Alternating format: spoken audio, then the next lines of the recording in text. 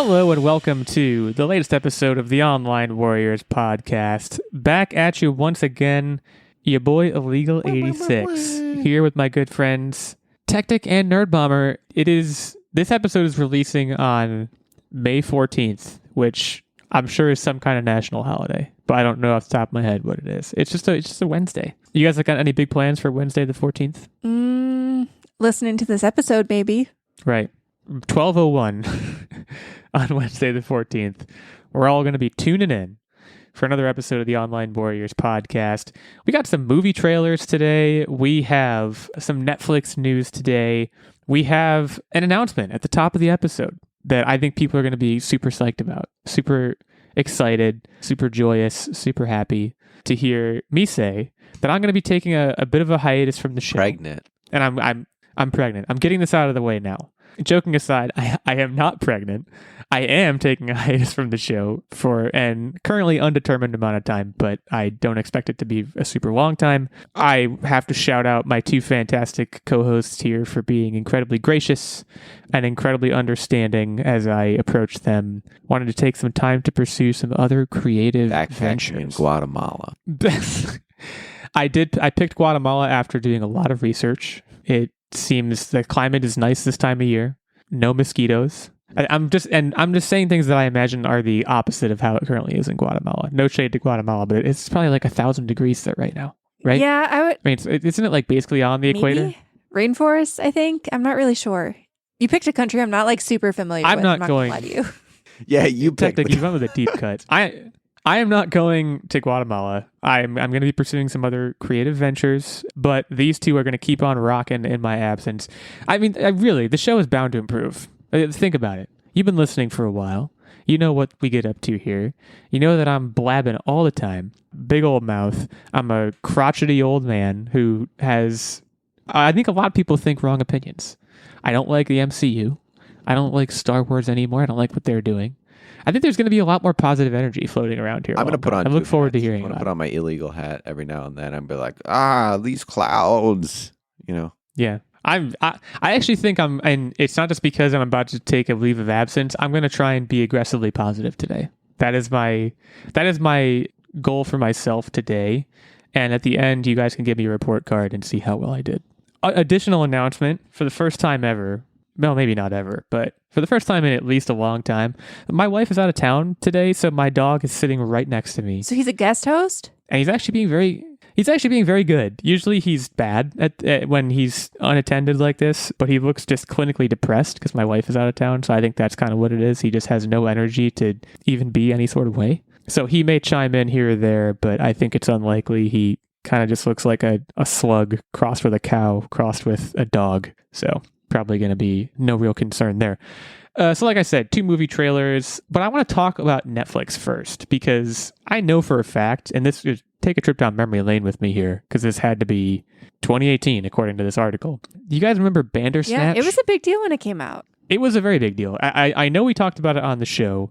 Black Mirror came out with a movie called Bandersnatch in 2018. Now, it was not just a movie, it was an interactive sort of thing that Netflix put out. They did a few things with this. They did a Black Mirror Bandersnatch. They did an Unbreakable Kimmy Schmidt special, which I did not have any part in. The one thing I did try, they did a Bear Grylls thing. I don't know if you guys ever did this one. Where it was really, it was incredible. You got to... He was doing Bear Grylls stuff. He was like out in the middle of the wilderness, and he would like reach a fork in the proverbial road and basically be like, should I climb up this cliff or should I like try to go across this river? And you would pick, and then he would do whatever you said he should do. And he wouldn't die, but he would like get into a situation where he's like, you shouldn't have done that. And you'd have to restart, very much like Bandersnatch. So for those that are not initiated into this whole thing, Netflix started this thing where it was producing this sort of content that you would make decisions for the characters. And I happen to remember with Bandersnatch, one of the first decisions you make is like what kind of cereal you eat when the main character wakes up in the morning. Wheat Thins are not a cereal, first of all. Wheat Thins are a delicious cracker. Yeah, I think you're thinking like mini wheats or Wheaties or something like that. Mini wheats. But you got to make decisions and it would affect, in the case of Black Mirror, the outcome of that It was basically story. Like those choose your own adventure and there were a lot books. of different endings. Like remember the Goosebumps ones? Yes. I loved those as a kid. I was a big fan. I wanted to pick this topic because I think so the topic here, I should say, the news is Bandersnatch is being taken off Netflix, and it's one of the last interactive projects that was on there. It's like that and the Unbreakable Kimmy Schmidt special that I mentioned. They're being removed actually today, May 12th. They're being removed, and those were the last ones. So essentially, they have given up on this interactive project kind of vibe, which they really were going strong with, starting with Bandersnatch and going for a couple of years. And I kind of want to post-mortem this because it, at the time, and we're kind of gushing about it now, like it felt like a really cool thing. And, as someone who is, you could argue, culpable for it not turning into a thing that stuck and like took off, like I just kind of want to understand why it didn't, because it felt like a very good idea. It did catch fire when it came out. Like people were all watching this, and they were finding the different endings, and it was being widely discussed on social media. So I think we kind of need to talk about what happened. And I have a theory. Like a bubble. But before I give mine, I mean, do you guys know? Like, do you guys feel like what happened culturally, and not just in television when they were trying to do that, but even if you look at gaming, there was a whole lot of like choose your own adventure style games coming out. Like Telltale Games had its heyday back around that time as well, and obviously that company went under and then came back, and now like those games are still kind of being made. But a lot of those like decision based episodic content, like that was huge for whatever reason, and I feel like it got really hot for a couple years and then it just went away.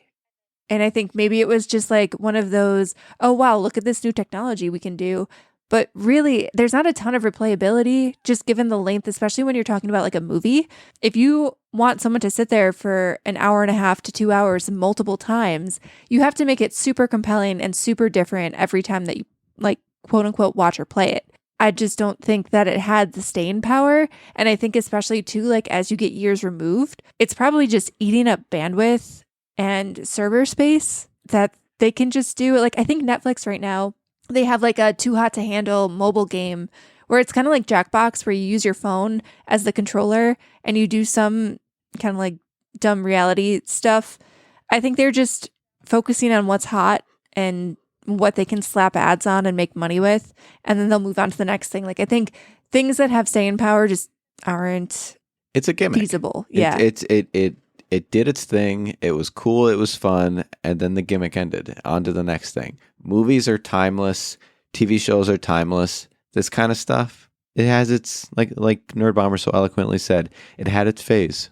Yeah, I mean, I think the game, so Netflix leaning into gaming, and you mentioned the Too Hot to Handle thing. I've seen a bunch of different games on the front page of Netflix. I imagine that's going to dud out pretty hard. I don't really know why they are leaning so hard into that. If this only moderately interactive thing kind of fizzled out, like I don't know why the gaming thing wouldn't. My theory is there's kind of two prongs to it. One is, bear with me here because this may seem like a tenuous connection, but this debuted in 2018, pre-pandemic. I think that is important.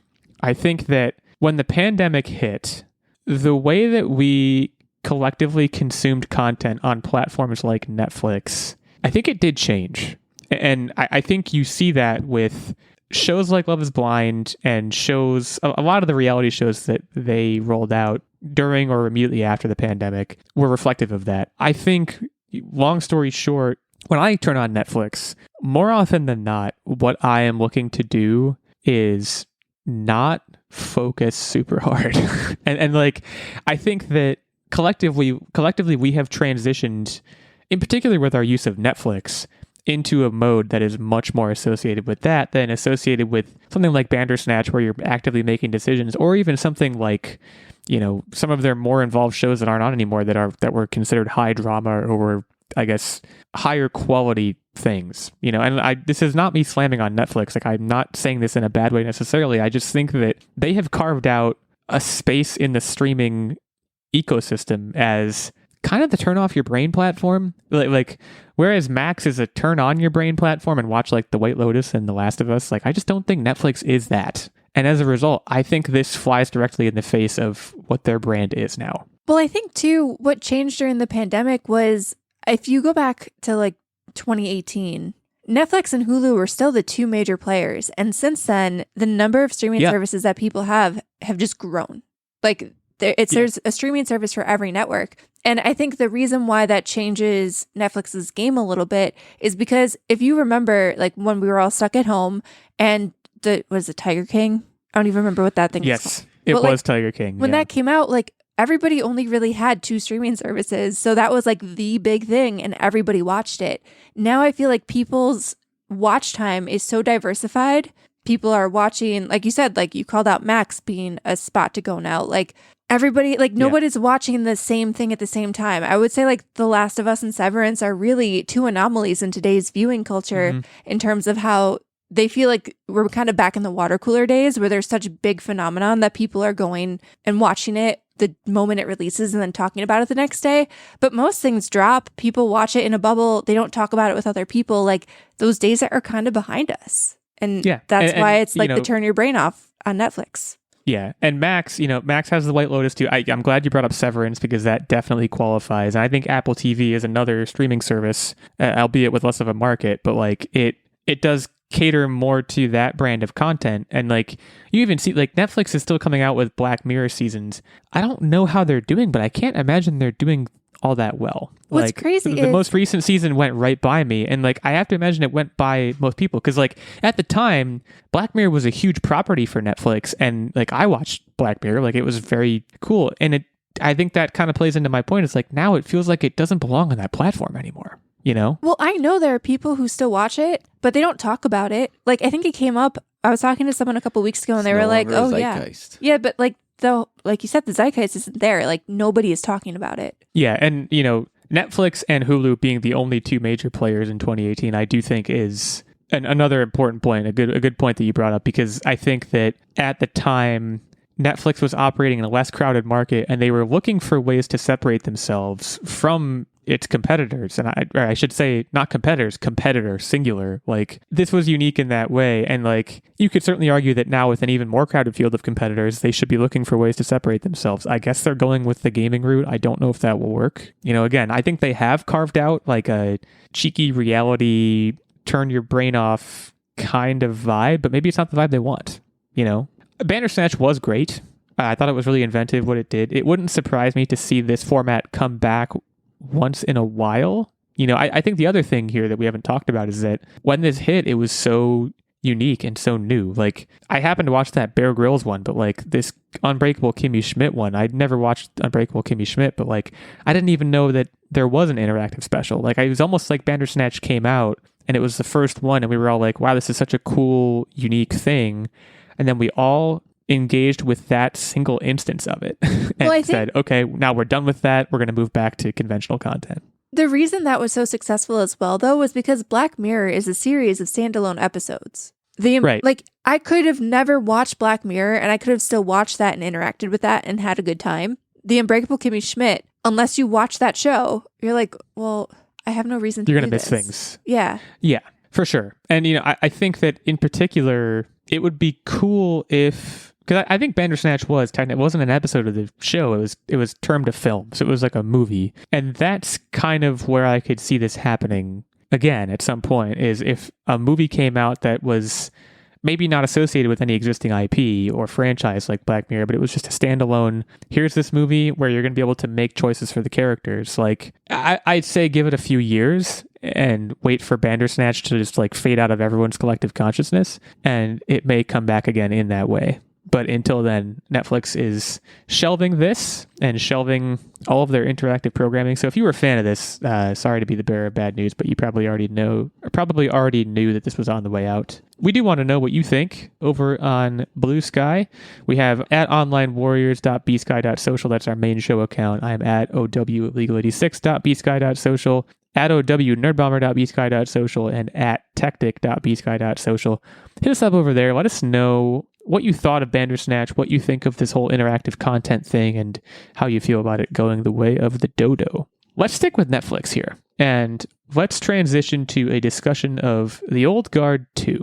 Now, for those that do not know, The Old Guard was a movie that came out. I actually don't know exactly when it came out. That sounds vaguely familiar. I have the Wikipedia article for The Old Guard 2 up right now, and I'm sure that means I can't see when the first one came out. We got a trailer for The Old Guard 2. If you don't know what The Old Guard is about, it's based on a comic book, and long story short, there are a handful of folks who are immortal soldiers, and they are tasked with essentially doing cool stuff. I don't even remember what the first movie is about. And like kind of one of my main points I want to make here, again, I'm not poo-pooing on this, I'm being positive. But I watched this movie. I know for a fact I watched The Old Guard, the first one. I have absolutely no memory of it. I have no idea what it was even about. I knew that Charlize Theron was in it and she was immortal. I knew she was up to something that involved a lot of guns. And that's about all I remember. I remember they were a crew who did jobs and they were immortal. And I think they had lost their purpose. They ended up being mercenaries and taking odd jobs. And then one of their people in their little group betrayed them because I think they wanted to like sell immortality or something. I'm not really sure why or how he betrayed them. But also then at the same time, a new immortal, like somebody who was just a regular person ended up dying, but then becoming like immortal and they had to go find her, which is the young person, the younger looking person in this trailer who was like kind of her counterpart throughout most of the trailer. I'm not talking about Uma Thurman, but I'm talking about like part of their group, their allies. Mm-hmm. She was like introduced as like a new immortal during the first movie. And that is vaguely what I know and remember. Yeah. And you touched on it there. The second trailer teases the existence of Uma Thurman as, I think what they're saying is basically the first ever immortal. So like the oldest one and kind of the one who knows everything. And I guess this trailer indicates that she's going on some kind of rampage. Like, and again, past that point, I feel like this trailer I think this trailer is unconcerned about saying what the story is. I think it's just like, hey, they're back. They're still shooting guns. They're still immortal. And like, in that sense, you know, it is a premise. It is an IP that theoretically is just ripe for the plucking in terms of making a bajillion sequels. I guess my question is just, who wants this? Who wanted it? I wasn't even under the impression that the first one was particularly well received. So maybe it was. I can tell you exactly who wants this. And I'm sure Uma Thurman is going to roll her eyes at what I'm going to say. But the people that loved Kill Bill are going to love this. This is just a badass action film. And like that sword scene, it was just giving such good Kill Bill vibes. And I loved every bit of it. There's something to be said for just a turn your brain off action movie. I'm here for it. I mean, and the fact that you're saying, who's asking for this? Are you kidding me? Mission Impossible? That's a fair counterpunch. I was Googling while you were talking. The first movie did get an 80% on Rotten Tomatoes, 70% audience score. So again, the critics liked it more than the audience at the time. I remember it being like, okay. And I think it even did set itself up to be a franchise. Like, I think that was the point. It was trying to be like the tentpole. Yeah. Like, and that was at the point too, when like Netflix was trying a bunch of different action movies. I feel like they've moved away from that a little bit. But do you remember like in the 2019 to 2021 range, they had all of these really high budget action movies? And they did The Gray Man was them, right? I think The Gray Man was them, and Heart of Stone was them too. Like they did Extraction. Like they were there was doing a bunch of like these. Ryan Reynolds ones. Yeah, Red Notice. Yeah. The one where he's the Adam Project, I guess if you want to call that action. They were throwing a lot of crap at the wall at this time. But I guess I'm just more confused. Like, I just didn't think the franchise or anything that really happened between like 2019 and 2022 really ended up having enough legs to continue on as a franchise. But what do I know? Yeah, I mean, and you know, Techtic, it's a fair point that like action movies are action movies. If this is a well executed action movie with great set pieces, Uma Thurman's a good get. Uma Thurman, like, I don't know what she's up to these days. Like, what was the last movie she was in? I mean, before? Bill was killed, missing? So right, she killed Bill. She killed Bill, and then she kind of just like faded into the mist. And I don't really know what she's been up to for the past however many years. That's not to say I'm not, up for her returning here, but I bet you they're like, we need a badass counter chick. And honestly, great casting. I feel like Uma Thurman's done a lot of like TV appearances. I feel like she's been on like shows that have maybe had like 1-season runs. I've seen her show up on. Like, do you remember that really bad show, The Slap? No. You guys I do remember it? that. Well, so I'm looking into it now. I'm on her Wikipedia page. She was in, oh my gosh, some of these things. The War with Grandpa, a family comedy. Apparently she was in that. I don't remember the slap. Well, I remember The Slap. I don't remember her being in it. But Techtic, you don't remember The Slap? No. A kid gets slapped at a like cookout and it like causes the whole thing. I never watched it. It's kind of like the butterfly effect with Ashton Kutcher. No. It was like this whole thing. Like, I think an adult slapped another parent's kid, and then it became like Yeah, at a birthday party, party. and then it became like a whole, I don't know if it was a lawsuit in the show or what, but it was like this whole sensationalized thing, and everybody was talking about it. And I feel like we talked about it. I don't know if it was on the Online Warriors, because that, I don't think that makes sense from a timeline perspective, but maybe that was on our old podcast. I remember talking about it though, and being like, what?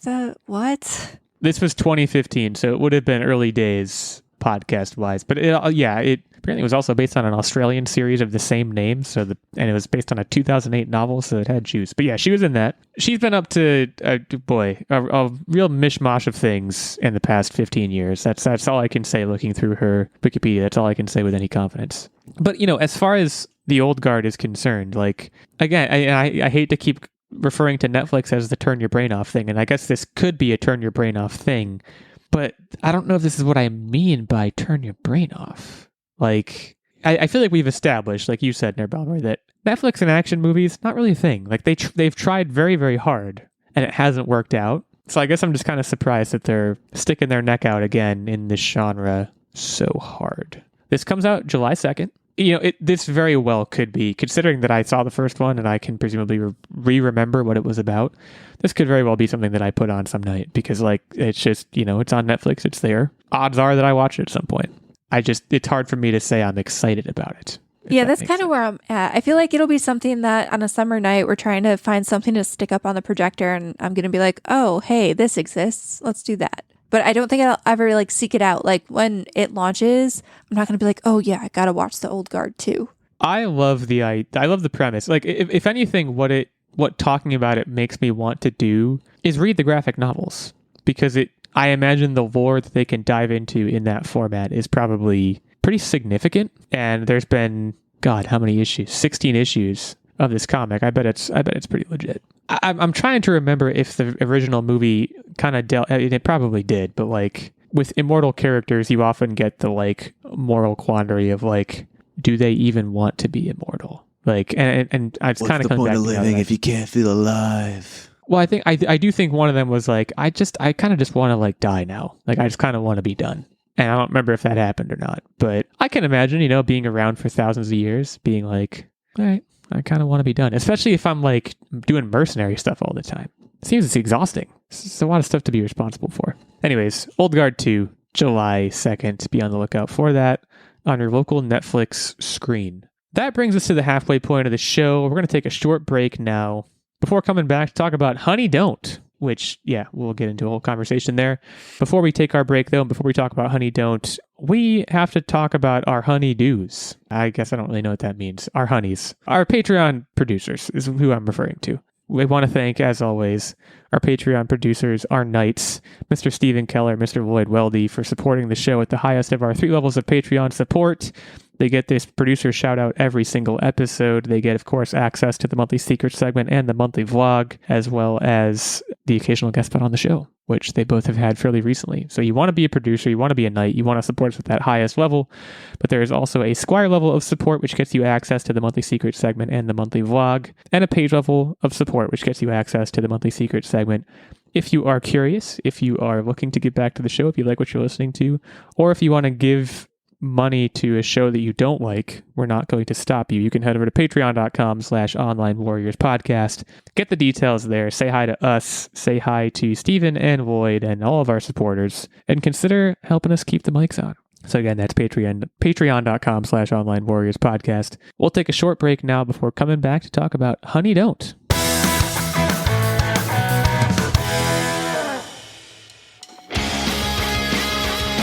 Let's see, Alex. What do you think of Jaws, which is at 97% Rotten Tomatoes? I find it to be anti-shark propaganda. What do you feel about the Entourage movie, which is at a meager 33%? I think they finally got Hollywood right. How about It Follows, 97%? Worse than your parents giving you the sex is evil talk. How do you feel about Juno, which is at 94%? That would be a movie that celebrates a teenage homewrecker. How about Bewitched at 25%? Best television adaptation ever put to film. How do you feel about American Hustle at a towering 93%? Overwrought awards bait. Righteous Kill, 19%. The movie that Michael Mann wishes he had made when he created Heat. Sounds about right. I'm Julio. I'm Alex, and we are the Contrarians. As you can tell, our thing is that we rage against the Rotten Tomatoes machine. Regardless of what we really feel. find us on Apple Podcasts, SoundCloud, Stitcher, TuneIn. Facebook, Twitter, we're everywhere.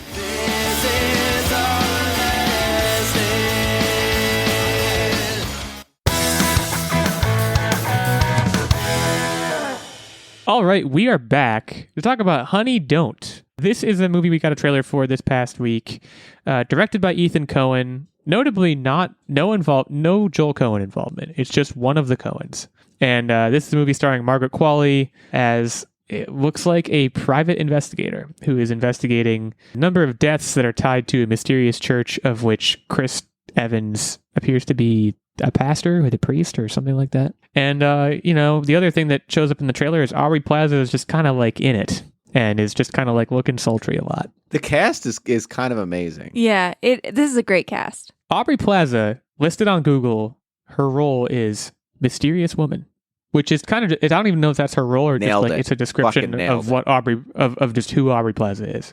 But, I here's what I'll say about this. And it's going to sound cranky, and it kind of is. As someone who has not really seen that many Margaret Qualley movies, can we slow down with the Margaret Qualley movies? I feel like she's been in 100 things in the past 2 years. What else has she been in? She was in The Substance. She was in. I know she was in Drive Away Dolls, but I don't. She remember. was in Death. She was in Death Stranding. She was in Poor Things. She was in Kinds of Kindness. Death Stranding? Yeah, she's just been up to a lot, man. I just feel like we're getting force fed the quals. She was also in Once Upon a Time in Hollywood, which granted at this point that was a long time ago. But I don't know if that's fair though, because if you look at, there are a lot of other actors who are also having a bunch of runs. Like, so we're watching The Last of Us, obviously, and then we watched the Peacemaker season 2 trailer, and Dina is in both of those, and she's going to be in Superman. She's going on a run. Yeah. Florence Pugh is on a run right now. Florence Pugh's on a run. Austin Butler was on a run, but I think we've pumped the brakes on Austin Butler, which I think people. I'll speak for myself. His whole my voice is stuck as Elvis, that weirded me out, and I was like, all right, I think we need to pump the brakes. His voice was stuck as Elvis. I believe him, because how could you just make that up? I feel like it was In a any mental case. thing. I don't know that his vocal cords were stuck like that. I think he was just mentally I forgot how to sound other than Elvis. That's I'm just picturing him being oh no, I don't know what to do. But okay, I have a real world example. Do you know when you're in maybe freshman year of high school and you have that friend that intentionally talks with a deep voice to seem more mature than everyone else? No. But then they can't let the bit down. Did you do this? No, I've always had this annoying is this a nasally confession? voice. I know people that to this day, as full adults, I'm convinced they're deepening their voice because I think they're just in too deep. I'm convinced of it. You know what I mean? There's certain people you can hear and they're just yeah, hi guys. You don't talk like that. I think some people just do. No way. Maybe. No, they get home and they go, oh, hi guys. I don't know. I don't know if I agree. Where are we at with Chris Evans as a culty televangelism church guy? He plays the douche so good. But this isn't douche. I don't know if I'm in. This I don't is know if I'm in. douche. He's literally. Okay, He's, I hear you. But this is not the when I say Chris Evans plays a great douchebag, I mean a great player hunk. So it's a straight scumbag. Yeah, Scott Pilgrim versus the World is the perfect Chris Evans as a douchebag. I think he plays a good opinion. scumbag too. But this is different. I don't because he's charming. It's my opinion is the crux of it is he's so charming that he can get away with any kind of iffy personality. And I'm going to disagree. I think this is a moment. I think Chris Evans is a great actor. I think he's done a lot of great things that have not been the MCU. I think Gifted's a great movie. I think Defending Jacob was great. He was great in Knives Out. He still has it going on. I think this is a situation where the Captain America of it all catches up with him a little bit. At least for me looking at it, I can't get there. I hope he proves me wrong. But see, that was the one that I struggled with. That's not the problem for me. I think the problem for me is the voice. And I feel like it's very similar to how he acted in Knives Out. And I didn't love him in Knives Out either. Oh, I love Knives Out. He's not doing a voice in Knives Out. He's just himself. I don't know. I feel like he's got this whole, basically whenever he tries to play old-timey, I don't love it. No, he does a southern accent making fun of someone in Knives Out. Maybe that's what you're thinking of. That could be I it. feel like he legitimately has no accent in Knives Out. It's just kind of him just being there. Aubrey Plaza perfectly cast. I don't even know what her role is, but she's perfectly cast. mysterious. This is one of those. Well, this is one of those movies that, and I don't, I'm on the Wikipedia. It doesn't really say what period of time is this movie supposed to take place in. It's because really it feels like difficult to tell. Yeah, it feels like this is one of those things where it's kind of like Superbad, where it's like the time period. It's trying to invoke nostalgia and like the 70s, but it also probably doesn't take place in the 70s. That's kind of where I'm at with it, which I like. I like that aesthetic. I love a private investigator. I love a mystery. So in those respects, I'm in. I love Charlie Day also. Just in anything, I would watch Charlie Day. So the cast is selling me here big time. Billy Eichner, also in this movie. I don't know if we saw him in the trailer, but he's in the movie, which I think is very interesting. I guess where I have pause or where I take pause, I don't even remember the last Coen Brothers movie that I've seen. I watched Barton Fink way back when. I've seen No Country for Old Men, The Big Lebowski. I have not seen a Ethan Coen only joint. I know. Did you guys see Drive Away Dolls? Because I know you mentioned it before. I don't know if that means you saw it or not. We haven't. I keep trying to get Techtic to watch it with me, and then he ends up picking other movies. So because that's got my guy Pedro in it. I Pedro love me Pascal. some Pedro. Which incidentally, Drive Away Dolls feels like again a movie where it's like, what time period does it take place in? Which maybe that's like Ethan Coen's thing. I really don't know. I'm in on this. I don't think I'm going to go to the theater to see this. This comes out August 22nd. This feels like, and this is, again, maybe a bit of an insult. I would watch the crap out of this movie on a plane, and I'd be excited to do so. I'll probably watch it in my house. That's weirdly specific, but also makes kind of sense. Like, wouldn't you watch this movie on a plane? Absolutely. I feel like it's a perfect plane movie. You kind of, it's a compartmentalized, it's a single experience. It's going to tell a fairly straightforward story. The running time, by the way, according to Wikipedia, 90 minutes. Very. You do love a tight 90. I love a tight 90. I also feel like, and I want to get your opinion on this, was I the only one who got a vibe that Margaret Qualley and Aubrey Plaza are going to kiss? They're going to hook up. They're going to like kiss a lot, Hundo right? P. Yeah. And Actually, I'm here for that. 0P. Hundo V. Nice. 0P Hundo V. That was good. That was, can you hit like the applause button on the soundboard? Yeah, I mean, what about you guys? Is this a theater watch for you? Is this a home watch? Are you gonna buy a plane ticket specifically to watch this movie on a plane? I could see this again. When does this come out? I feel like this would be a decent drive-in movie again. I know I always say like this is a good drive-in movie. You should buy a drive-in. I had thought about it. That's where we are at this point. I'm not joking. Just invest. So what I would love is I wanted it to be the drive-in, and I wanted it to be during the day a driving range, and at night a drive-in. What would you call it? The drive-in. The drive-in. The drive. Get it? The drive, because you drive in golf balls. You just call it the drive-in? The drive-in. Okay. Yeah, I might invest. Yeah, I feel like you should just take up residence at our local drive-in, because I feel like every movie we discuss on the show, you're like, this would be a great drive-in movie. I'm not saying you're wrong. Well, it's So for me, what makes a good drive-in movie is something that I wouldn't necessarily go to pay full price to see in a movie theater. Like, I'm not trying to go to the Regal or the AMC and pay full price for this. However, you put it on a 2-movie ticket under the stars. Okay, I'm interested. See what I mean? I do. Would you want this as first movie or second movie? I feel like this would be my second movie. I think that speaks volumes, because my first movie is something I'm locked in for. My second movie, I might fall asleep. This is first. I think we need. This is what makes it an interesting discussion point. I think we need to, every time Nerdbomber says, I want to see this at the drive-in, we need to get into first movie or second movie, because they can't all be first round picks. They can't all be first movies. Yeah, I think this would be my second round pick. So you've heard it here first, folks. Nerdbomber thinks this movie is interesting, but reserves the right to fall asleep, which, you know what? I respect that. Sleep is pretty good. This is one of those things where it could very easily go off the rails too, and I'm like, what the hell am I watching?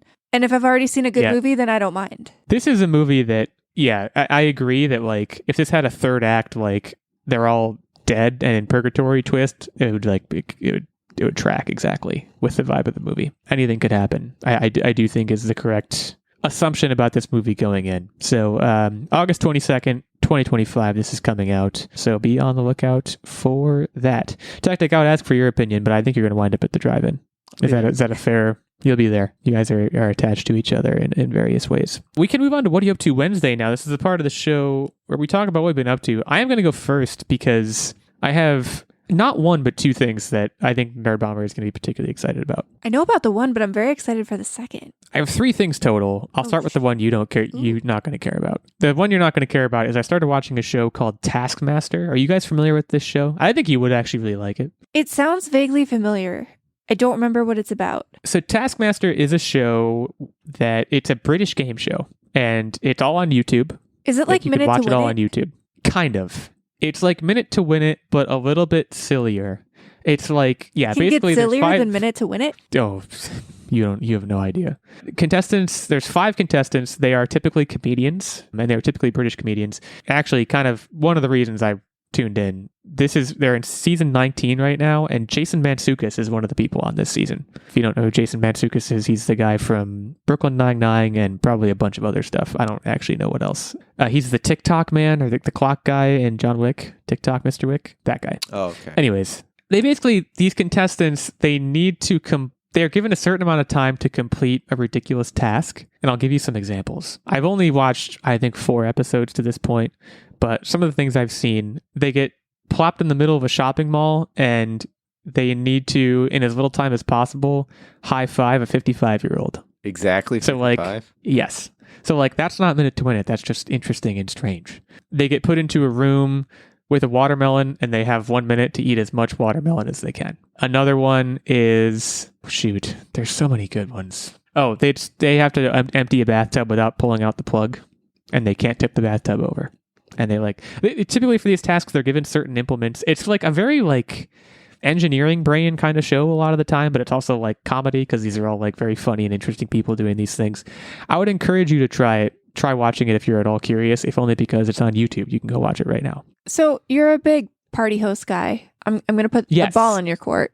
Is this a party theme that you would throw? Yes, without question. And in fact, it's something I've already considered. So what you're saying is we need to watch this so that we can practice in advance and then whip everybody's butt. You can prepare. That's right. One more task that I will mention, just in the interest of examples. One of the more recent ones I watched, they had a minute to do something cool on camera. That was the only prompt, do something cool. And then after they did that cool thing, they had to try and do it in reverse.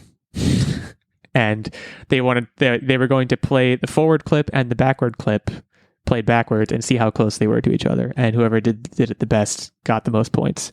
It's a little bit like Whose Line Is It Anyway? And that sometimes the point giving is a little subjective, but I promise you it does not dampen the fun. I would encourage you to try an episode if you're curious. It's a very interesting show. But now on to the 2 things that Nerdbomber is going to care about. One, I did start playing Hades. Let's go.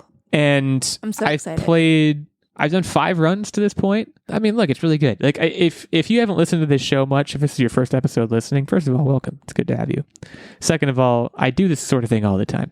I will like not play a game that was like Game of the Year for like 2 years, and then I'll show up and I'll get there and I'll be like, okay, yeah, this is really good. Like I recently did that with God of War Ragnarok, and like I did it with Inscription, and yeah, a lot of games Nerdbomber recommends. Yes, specifically I want to get ahead of you movies, TV shows. I'll be like, you gotta consume this media, and he's like, no, and then he does, and he's like, I love it, and it's great. Very vindicating for me. It's really good. I have a lot of exploring left to do within it. So yeah, more to come on that. But it's a very deep game in so much as it is also a very simple game, which I think that's often how the best games are. Very similar to Balatro in that sense, which Nerdbomber has already drawn that comparison. But yeah, enjoying that a lot. The last thing I want to bring up is I started a new book, and it's a book called Tomorrow and Tomorrow and Tomorrow by Gabrielle Zevin. I assume that's how you pronounce it. And let me be clear, I've read like 20 pages. So if you have any pointed questions to ask about where it's going, I'm not going to be very good at answering them. So very early days. It's very early days. This is, and I tend to do this where I will like read a bunch of mysteries or I like read a bunch of sci-fi, and then I will like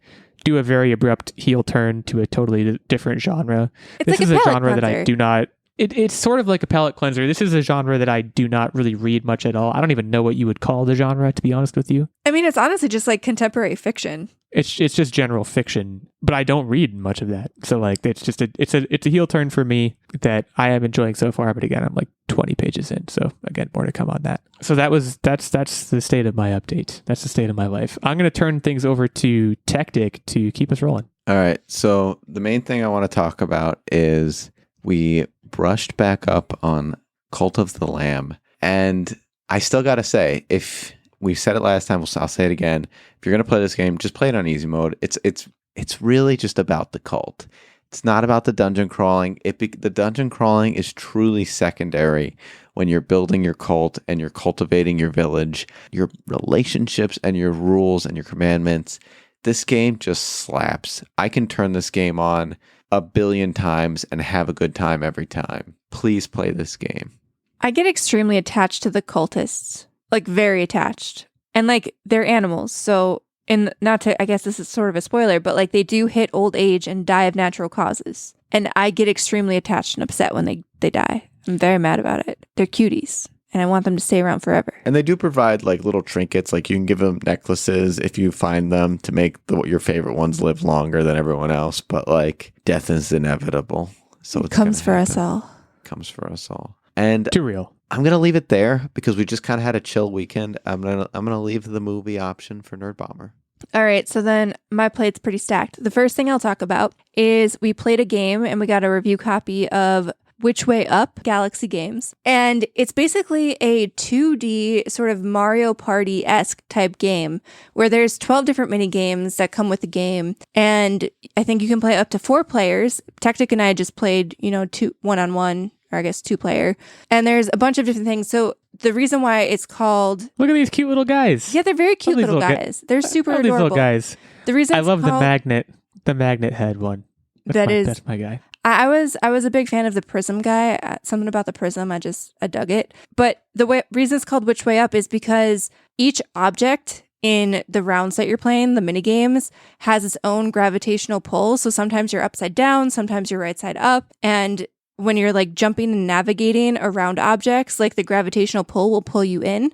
But there's a bunch of different, versions of the mini games. There's some that are like, soccer based games, or you're playing golf where you have to navigate, like aim and power up your ball and then try to navigate around the gravitational pull of planets to get like a hole in one. And whoever can do that first gets a point. There's also like a black hole is chasing you. So it's kind of like speed running through a platforming with gravitational pull, and you have to avoid getting sucked into the black hole. But there's a good variety of mini games, and it's just a really good, fun time. It's on the Switch, and we do have an interview with the developer coming up in a few weeks, so that's cool. Take a look out for that. But yeah, I would definitely recommend it. It was a fun... I spanked Techtic. Like, in terms of the controls, I think you either necessarily get it or you don't. I was so angry. It's okay. I got it. Okay. I got it. You sound angry now. It was just a little bit more There was like a intuitive lot for of me. random bullshit, like how did it work for her and not for me kind of things. And it was very frustrating. Because it came very intuitively to me. I don't know. But She's yeah, a gamer. me and my little Prism guy, we ran the board. But yeah, I think it's very approachable, like regardless of what age or skill level you are. I feel like there's a lot here to have fun with, because sometimes it just turns into like bombastic shouting matches, and that's, one of the biggest things that you can ask for in a party game, I feel like. So yeah, I would definitely recommend it and check it out. So yeah, give it a look. It's on Steam and Switch. And then pivoting into the movie that we watched Love Hurts. That came out around Valentine's Day. I remember we talked about it when the trailer dropped on the show here. It finally hit Peacock. Yeah, this is the Ke Kwan, that one where he's he was like in his brother's the real estate agent guy gang, but then he escapes to become a real estate agent and live a normal life. It wasn't bad. It was just a little campier than I would have liked. And I know that's kind of the shtick, like they were leaning into that, but it just felt like some of the characters were a little too campy. How was Marshawn? He was actually a delight. Like I found him to be one of the highlights of the movie, to be honest. I mean, he's been in a number of movies now. He's hilarious. He's a good actor. He's a good actor. Did you guys see Bottoms? Because he was in Bottoms. Yes, we did. He was great in that too. Marshawn Lynch is just like, there's something about him. It's just like the one-liners that he drops. He's just casually funny, and it hits every time. I think he just kind of like understands show business, like or something like that. He just kind of gets it.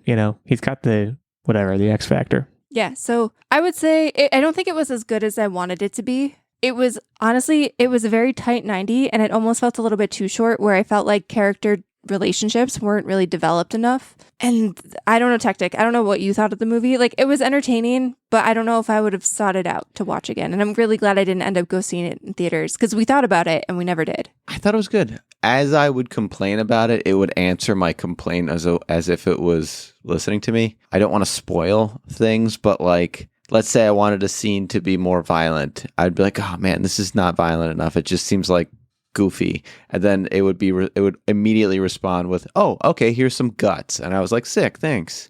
It was good. And Sweet. then last but not least, we're still watching The Last of Us. And I do have a question before you depart the show, Illeagle. Please. So you've played the game. We have not. And I don't want to get into spoiler territory. But Sure. Tactic and I were talking about this. Does Dina carry the game as much as she seems to be carrying the show? And this is not shade on Bella Ramsey, like this, and is being really dumb about. But I don't know if it's the character or if it's like Isabella Merced just carrying.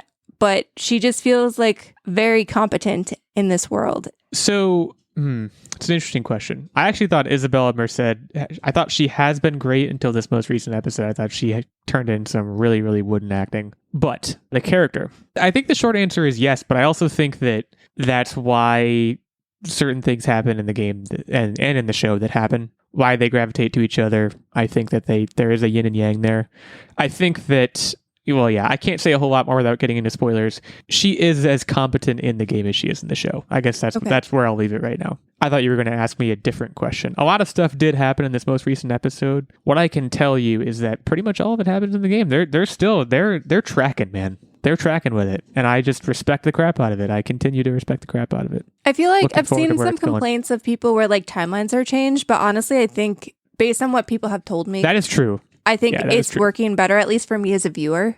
I don't know how I'd feel if I'd played the game first, but for me as a viewer, I feel like I'm enjoying it. They're holding some stuff back strategically. So, and again, this is not really a spoiler, but like the thing that happens at the end of the most recent episode, it happens a little bit out of order. There's certain things that have come to light by that time in the game that have not in the show. So you'll just have to wait and see. And what I would encourage you to do is after the season is over, provided they get a certain amount of the way through the game story or all the way through, is to go back and see what the differences were.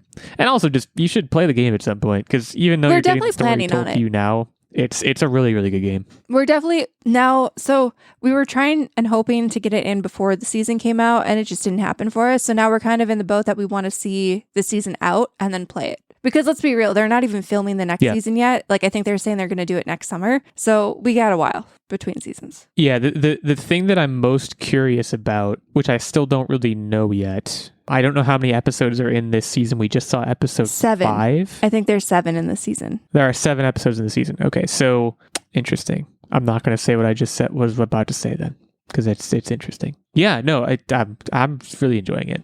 And it sounds like you guys are too. It's like any show. There's ebbs and flows. There's good episodes and bad, but the bad episodes are not bad. They're still good. That's what makes it a great show. That brings us to the end of the episode. I will be stepping out for a while, but I leave the show in the beyond capable hands of these two juggaloons. So I would encourage y'all to keep listening. Hit us up on Patreon. Hit us up on Blue Sky. And don't worry about what will me. I'll be just fine. This is not like the Beatles or anything. It's not like there's this big speculative breakup event. It's casual. I'll talk to y'all real soon, and like I said, you're in good hands with these two. So in the meantime, stay safe and keep on podcasting.